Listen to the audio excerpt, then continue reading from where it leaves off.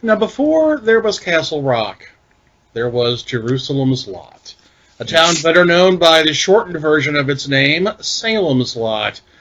Stephen King has actually set 2 stories in this town. First, his short story, The Rats in the Walls, from Night Shift, and most famously, the vampire novel, Salem's Lot. So we're going to look at the original miniseries, broadcast on CBS back in 1979, starring David Soul, Lance Kerwin, and James Mason. There are also a metric assload of just great character actors in this show, but are they enough to save the adaptation is the question. So we're going to discuss that and so much more in this episode of Screen Kings, and it's going to suck. Because vampires. Those vampires, yeah. We'll be right back after this break. You know those old-time radio shows with the married couples who bicker about the kids and the car and the neighbors? Our podcast is a lot like that. Yeah. Well, if you replace the kids, the car, and the neighbors with devil movies, theology, and vodka. My name is X. And I'm Cootie. And we are the hosts of Kiss the Goat, a different kind of movie podcast. Every episode, we review a devil movie. You know, possessions, exorcisms, the Antichrist, and we stomp a mud hole in it, even if we like it. We are huge fans of comparative religion, and we love to compare real belief systems with what Hollywood seems to think belief systems are. But don't think we're not civic-minded, because each episode includes our Satan in the News segment, where our fearless correspondent, Sin Fallon, documents the eternal struggle between good and evil. And, as high-functioning alcoholics, we give every movie its own drinking game, so that you can enjoy the movie just like we did. Ripped to the tits. And there is ever so much more to the show than that. And let me tell you, it ain't for kids. Hell, it ain't for most adults. But it might be for you. You won't know until you listen to Kiss the Goat exclusively on the Legion network of podcasts. That's Kiss the Goat. We're the lighter side of the dark side. Okay. I feel like I should point out that it is not The Rats on the Walls, that's a Lovecraft story. It's Jerusalem's Lot. Whoa. Yeah, it was kind of like Rats on the Walls, kind of take, from what I remember, it's been a couple months. In my defense, I fucked up. So that was an easy mistake to make. I don't really have a defense for that. It's not like I have a giant repository of information I can go to at my fingertips and look things up. No. Which might have been based on, I don't know, Edgar Allan Poe something. Who's that guy? Who? Never heard of him.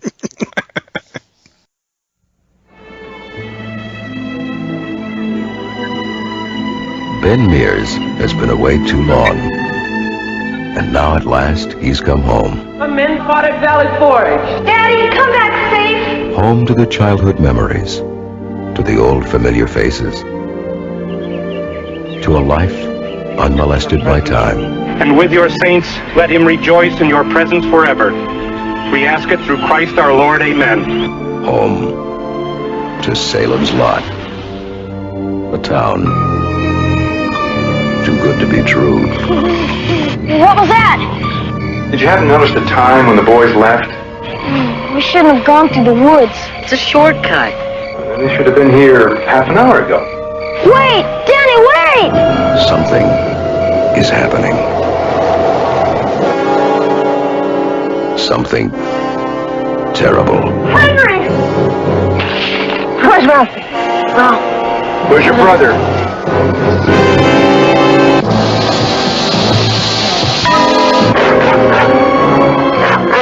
Once the kid disappears, then this.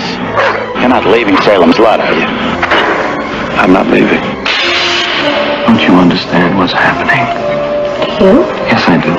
It's in the Marston house. Good evening. I dreamed. You slept there all night? Yeah. A little tired. Didn't sleep much last night. I was dreaming. Somebody out there. Sleeping. Sweet dreams.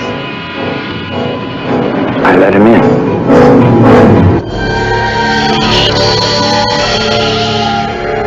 Oh, it's only all just happened Since I came here. It wasn't a dream.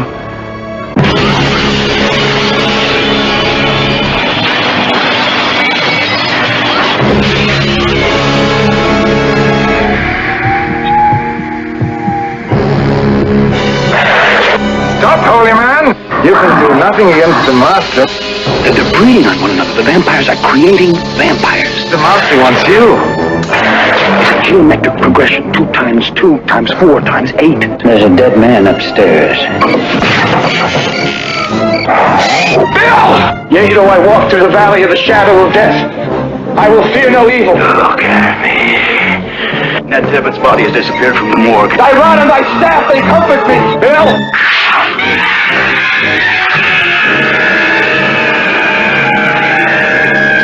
And Susan's in there. Run! No! Look at him!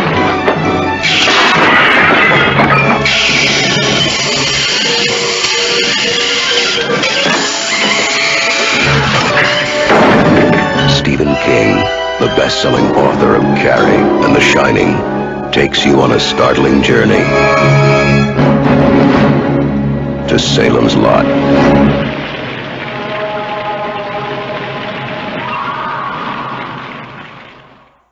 Welcome back to Screen Kings, and get ready for some in-depth analysis of 1979's Salem's Lot. Well, maybe not in-depth so much as it is 3 sober guys talking about a 3-hour-long movie. Maybe we should be drinking for this. If you don't know, Salem's Lot concerns a writer who goes back to his hometown only to find it becoming a haven for vampires. Now, that's kind of short and sweet, which is something that the original novel is not by any stretch. But kind of pulling the story out over 2 nights was a great idea at the time. The miniseries was in vogue at that point, especially after Roots. So the first question that I pose, is it long enough? I mean the miniseries, not other things in general. Just, was the miniseries of Salem's Lot long enough, or should they have made maybe another couple of 2-hour installments? I haven't read the book in so long that it's hard for me to say whether it's has taken out too much from the book. It felt, cohesive enough, and it didn't feel like anything was missing, aside from nobody ever remembering the writer ever having lived there. It's kind of odd.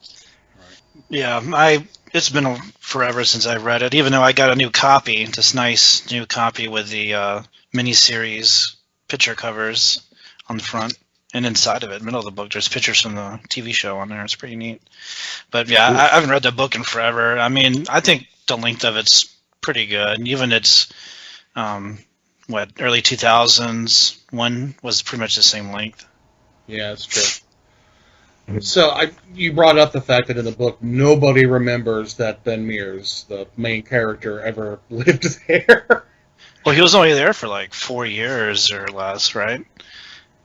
But I do think like 4 years. I think in the book it says Ben was only living there for like 4 years. Yeah, he did move away when he was a kid.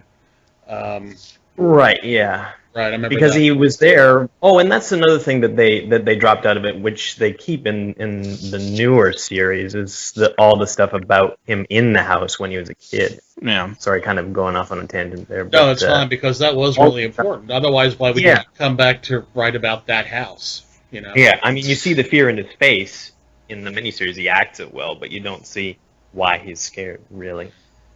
Yeah, he kind of explains it, I think, later when he's having drinks with that old school teacher or whatever. And he's like, you know what happened there, don't you? Yeah, but that's another one of those interminable scenes where he just talks and the camera just moves in real close to his face, and he just stares straight ahead. It's like, show me something. It kind of works, though. Like, he's a good enough actor to hold your attention. And what did he do before that? Was he a soap actor or something?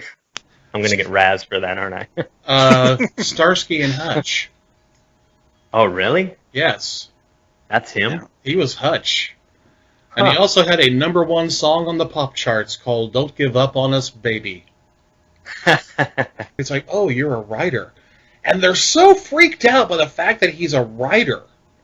You know, it's got this weird stigma to it. There's that one scene where Weasel's in his room at the boarding house going through his notes and pulling paper out of his typewriter to read what he's writing about. And they do all that to him. I'm thinking, you know what, in real life, I can't get a fucking Amazon review. So, and he's not even a horror writer. He's like this kind of James Dickey, very serious literary writer. So, this is a great place to kind of ask this question. And I guess it's got 3 or 4 parts. But King loves to write about writers. Oh, yeah. It's You know? very true. And teachers, too. Protagonists. Yeah. Are writers weird? And more importantly, do you think the general public thinks writers are weird? I don't know if they're maybe. weird. Go ahead, Doug.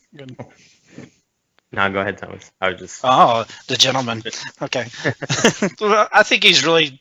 I think he's just writing what's familiar to him, maybe. I mean, because a lot of his characters are either writers or English major teachers or both. I think there's even a history teacher. Like I think in Christine.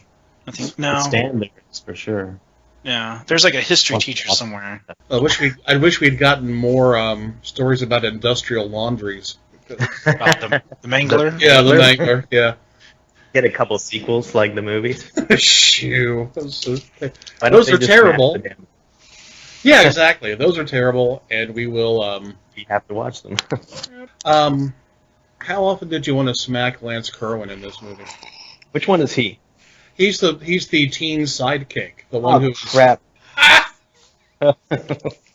Oh, his Actually, stage I didn't acting. mind that kid. Yeah, he's got stage acting, but he It's the kind of character you don't normally see these days, anyway.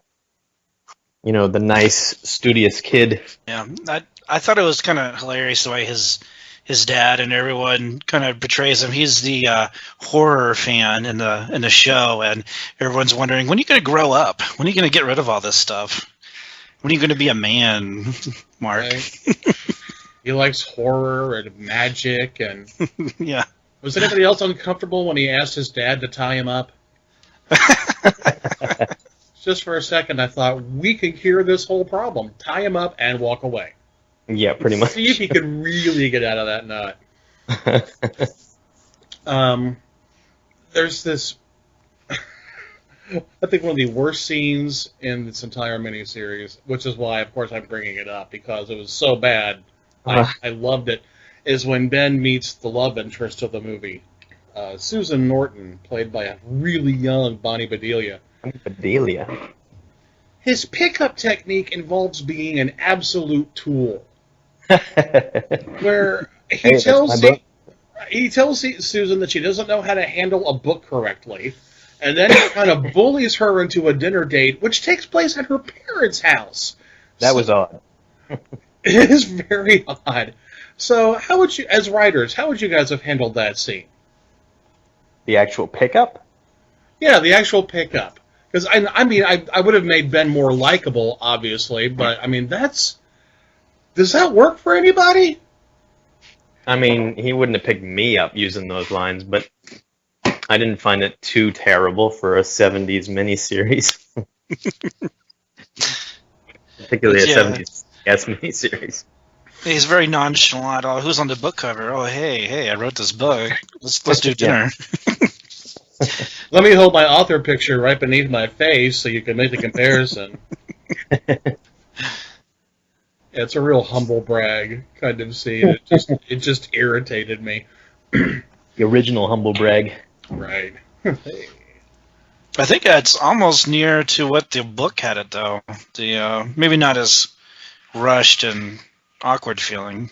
Why'd you call the book Air Dancer? Have you finished it? You twat! I explain it. I'll just sit here and let you read it. Yeah, I'm gonna watch you read it and monitor your facial expressions. We all do that, don't we? Yes, I know I do. That's one of the most. That's one What part are you on? Yeah, what part are you on? Why are you laughing? What are you laughing at? Are you supposed to be laughing there? I think the problem with adapting King to the screen, which I'm seeing it now, we'll see it even more later on. King uses so much internal monologue to get the motivations of his characters across. And that's another reason that I think a longer adaptation of this story would have been great. A little bit more development. You know, you could take the entire novel and make that about a season long. But did you guys get the impression that this was a pilot?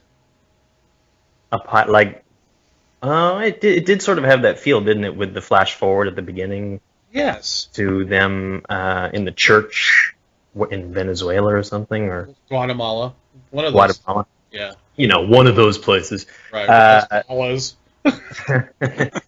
With With the bizarre holy water that for some reason lights blue when a vampire is near. It doubles as a vampire detector. Yeah. I mean, I understand why they did that because it's a shorthand, but it was a little cheesy. Although the scene at the end works really well. The scene at the end does work really well. I just thought it was interesting. Oh, we have this glowy blue water bottle, and this is how we're going to start every episode. Womp, womp. Oh, the vampires have found us again. How do you know? The holy water has told us. So I don't know. I think that could have worked as a pilot, actually. Kind of a... Oh, for sure. Well, I mean, it's kind of dumb, because, 1979, maybe we progressed past glowing holy water. Maybe we haven't. I don't know. Have we, though? Yeah, really, have we? As a society, have we progressed? Toby Hooper directed Salem's Lot. Same guy who did Texas Chainsaw Massacre and Poltergeist. Why can't you tell? Well, this was right after Texas Chainsaw, right? And prior to Poltergeist? This was right after Eaten Alive, actually. Never seen that. Oh, boy. Heard of it. Boy, are you missing out. Is that a joke? Yep. Yes, it is. Actually, it's really bizarre. It needs to be seen at least once. Get him. Like, why did they pick him to do this, do you think? That's a good question. Because, with a TV budget, I don't think he really got the chance to do a lot of the stuff he's famous for. I mean, there's only a few shots that really resonate in your head after watching it. I don't know. What do you think, Tommy? Not a clue. All right, then. I don't know. It's you seem weird. Like most directors have weird careers. True. George Romero has done. You'd think mostly horror or zombie, but he's got a few like romantic comedies, I think, under his belt. And the same thing with Craven. He he has some awesome horror movies that he's done, but he's also got some really oddballs there. Music of the Heart. It's hard to tell. I'm not even really sure what would be called Toby Hooper's style, like except for gritty chainsaw movie, and bizarre humor, Texas Chainsaw Massacre 2. That was definitely a little bit more evolved style of his, but you definitely don't see that humor in Salem's Lot. It's very grim from the start. True. It's very soap opera like. Particularly the lighting, everything is daylight or bright indoor lighting. There's no shadows. It's kind of odd. And yet, you know what? With you saying that, this really does remind me of Dark Shadows. Dark Shadows? Yeah. The series? The series. The old soap opera where there's just, tons and tons of dialogue. Barnabas Collins shows up maybe once a week, bares his fangs, or freaks out when he sees a mirror, and that's pretty much it.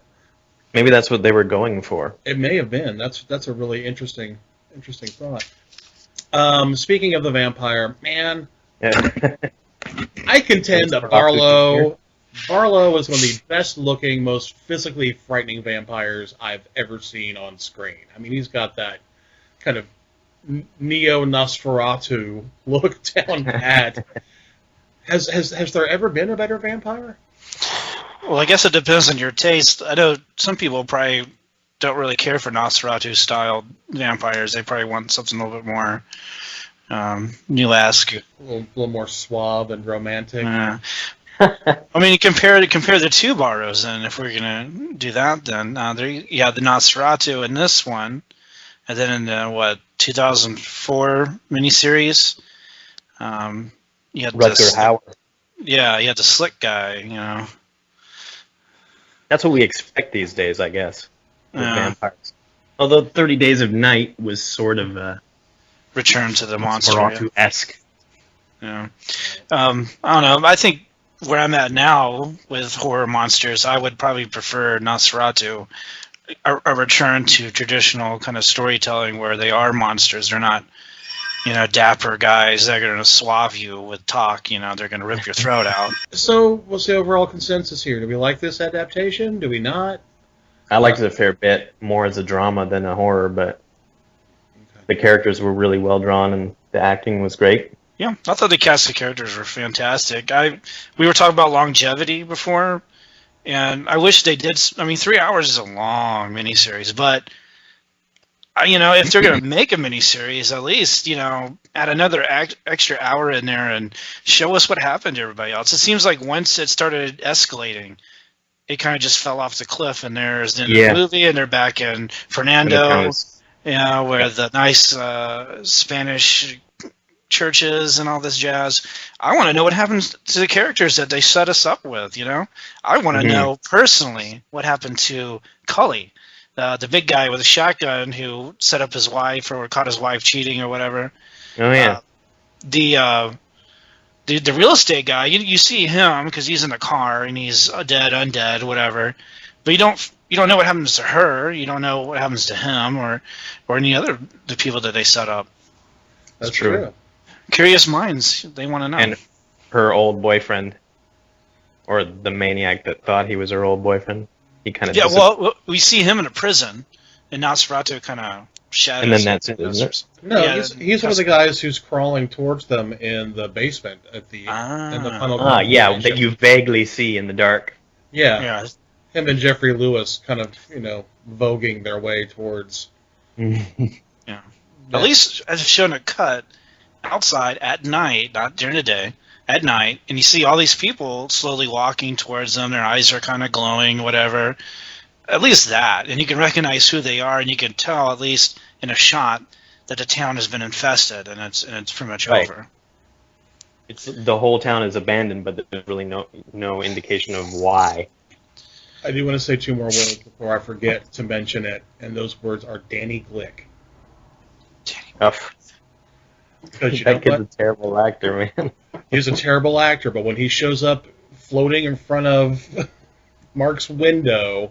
Well, sorry, Mark Glick is the bad actor. Yeah. Oh, yeah, Mark is the bad actor. Well, Danny Glick wasn't great, but I guess he didn't have to do a whole lot except hang there. Yeah. I thought those scenes were actually really, really good. I thought they were the most creepy. Even now, I think they're actually kind of creepy. The fog's kind of rolling in, or like scratching out the window. Let me in, buddy. Yeah. And the fog's moving backwards. I think that's interesting. As soon as the window opens, all the fog kind of like sucks up inside the kid's back, and then he's there. I just hate the way they end those scenes. Here's the big bite, freeze frame, zoom in. It's like, okay, we get it. Thanks. Time to pee. Yeah, they were so bizarre. I don't understand why they did that, because like the Night Stalker showed that stuff, and that was like 7 years earlier. Right. The Kolchak movie. And I mean, for being a vampire movie, it's really not that. It's not that gory, but at the same time, the goriest scene you get is when Ed Flanders gets shoved into the wall of horns. Oh, yeah. Very nice. Why do you have that? That was a little odd. It's just a very strange way to decorate the house. Why are the horns on the wall, or why did they throw his body on the wall? Because I thought that was actually a pretty good scene, kind of showing Straker's kind of quasi-supernatural power. And he was pretty badass. I liked him more than the actual vampire, more than Barlow. Like, he was scary. I agree. Barlow. He was very like a human character too. If the beginning, it almost seems like he's hesitant. Like he really doesn't want to have Barrow come. He wants to open up this nice antique shop, and then he's really nervous. He's nervous like all the time. And then finally, when Barlow's there and he starts taking people out, then he's part of the gang. But before then, he's very hesitant. He's very human. And that brings him owning running the antique shop, and also Bonnie Bedelia being in it reminds me of Leland Gaunt from Needful Things. Yep, that's just what I was going to say next, actually. Stephen King really just wants to own an antique shop. I think it was like a premise, I guess, he felt was not really used very well, maybe in Salem's Lot, because it could have been like it could have been any kind of shop, or it didn't need to be a shop at all. They just could have just been someone new to town, you know. They didn't go into that much detail in the movie, so. But they're always villains, so maybe he got ripped off by an antique dealer, and now he's pissed off and writing about it 30 years. Maybe he's still mad about the Friday the 13th series. Oh, God. All of the haunted objects, bring them to me. How did that have anything to do with Friday the 13th? It didn't. At all. No, I've never figured out how they tie in. Except maybe Jason's mask is in the store. Yeah, I think that was the premise, is that Jason's mask is kind of the haunted item, so they wanted a cursed haunted item miniseries kind of thing. Trivia, the main guy who plays in the Friday the 13th series is the main actor who plays in Jason Goes to Hell. Well, that makes sense then. Yeah. Because in Jason Goes to Hell, Jason's powers are transferable. Yep. Good movie. That's a tangent. It's still horror. So here's a question, comparing the two strikers. Who do you prefer more, James Mason or Donald Sutherland? Holy shit. X, have you seen the new one? I've seen parts of it. I've seen Donald Sutherland in it, yeah. Donald Sutherland was fantastic, but James Mason. Is James Mason. Yeah. North by Northwest. But see, that's the thing. James Mason is always James Mason. So that kind of makes me like Sutherland a little bit better. True. A little bit more nuance there.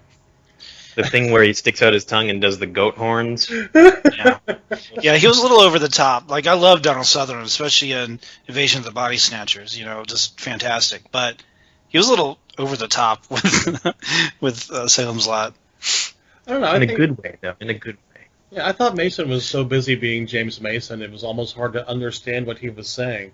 And for Pelos and Hepplewhite covered.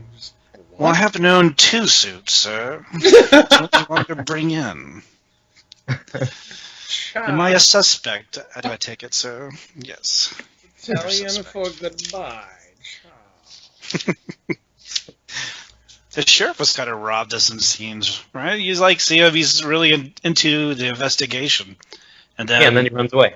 Then he's packing his family away. Like, I feel like I was missing something between there. You know, like I think they got kind of confused and got their focus on David and his little spiel that they forgot the minor characters.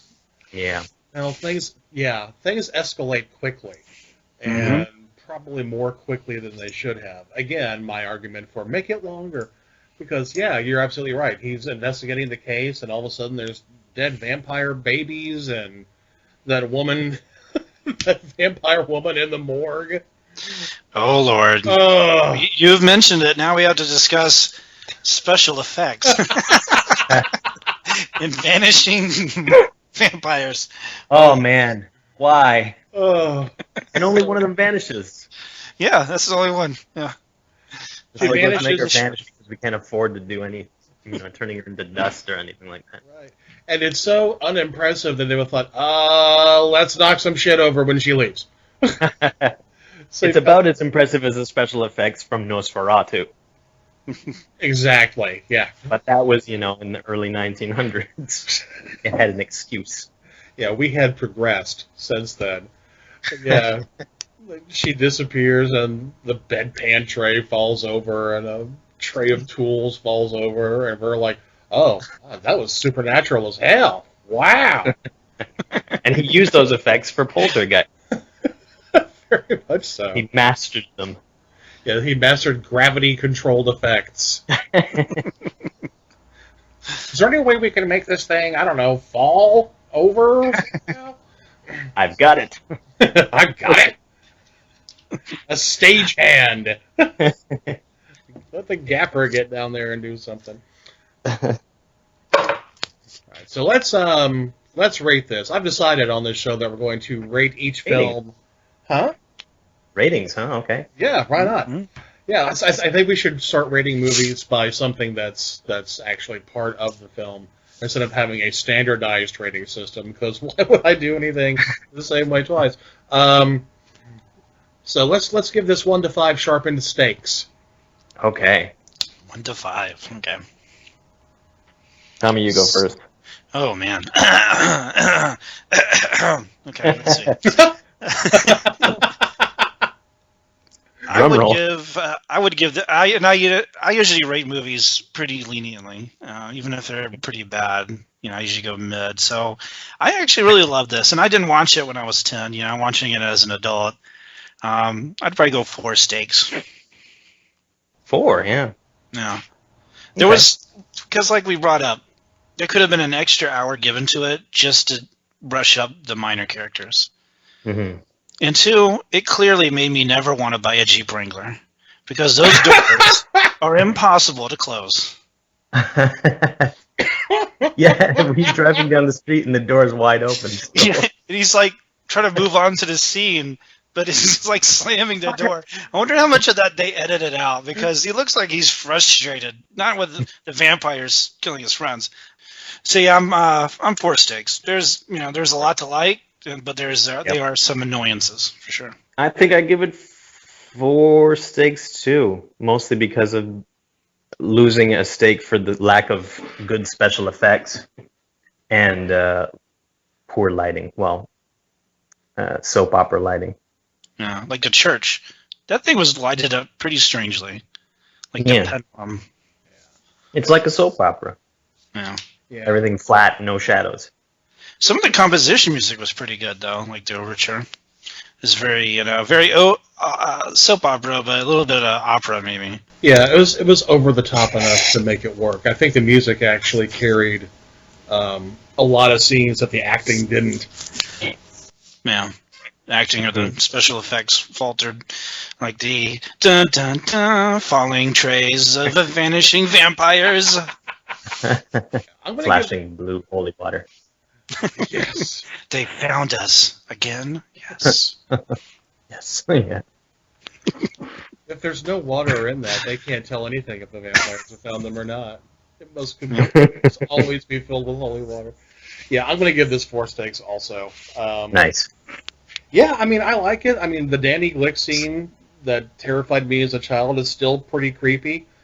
I really do dislike Lance Kerwin in this movie, so that's why that's really one of my main reasons I didn't give it a full 4.5 or 5. It's just I want to tell you the history of everything, and I want to enunciate it very clearly. So it just didn't feel real at all. It's like, I have memorized these lines, and I shall say them. Just emotionless and weird. Just And really odd coming from a kid that looks like one of the Partridge Family. Yeah, no kidding. God, that kid was so popular back in the 70s. He had his own series and everything. Yeah. What series? It was called James at 15. I've heard of it. Yeah, that was him. Just basically, I have a bicycle, but I want to smoke pot and get laid. How will I do that in this horrible suburban environment that I'm in? Just sounds great. Oh, yeah. Yeah, great in some ways. All right, so wow, that's pretty amazing. We all gave the film the same rating, so that's a recommendation. If you have, definitely a recommendation. You have 3 or 4 hours. Yeah, if you have 3 or 4 hours to kill, yeah, please watch the original Salem's Lot. And this was the first time I'd seen it, so it's not like I have the nostalgia factor of having seen it when I was a kid. Right. All right. Well, tell you what, I guess that's going to wind this one down pretty well. Thank you for listening to Screen Kings, and join us on our next episode when we will talk about the adaptation Stephen King has been most vocal about hating. Hey. Stanley Kubrick's take on The Shining.